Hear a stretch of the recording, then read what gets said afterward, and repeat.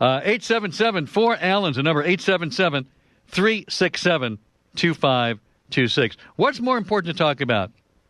The Affordable Health Care Act, the Gettysburg Address, the end of the filibuster for certain congressional appointments, or George Zimmerman? Which of those things do you think is the most important item to be discussing?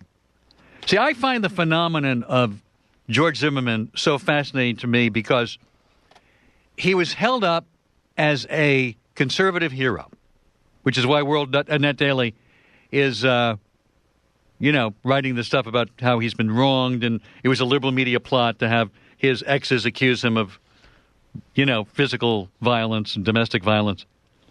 And here's a guy who was immediately embraced by the right-wing media machine because in some cases, it was because he killed a black guy who was suspicious to certain people, and Trayvon Martin became the bad guy, and Zimmerman became the good guy who was just trying to do his duty as a community enforcer, kind of like a community organizer in some ways.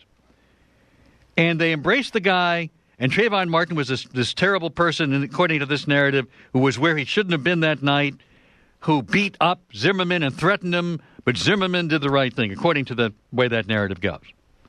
And now we find out that he is alleged to have committed domestic violence against both his ex-wife and his current or estranged girlfriend. And now we find out he's not, he's had maybe post-trial shock syndrome, and he can't keep his name out of the news with, traffic violations, whatever else he's doing. Now he can't have a gun anymore, at least for now. But I haven't heard those people who had the first narrative retract it or talk about it anymore. Chris in St. Louis, hello. Alan, it is really difficult to listen to some of the stuff you talk about. Really? Well, who's forcing you to do it? Well, I like to listen to your listeners that call in, to be honest with you. All right, so I'll get off the show. We'll just have listeners host the show. Well, I'm not needed. I'll just press down the button and take phone calls and do nothing else. How's that?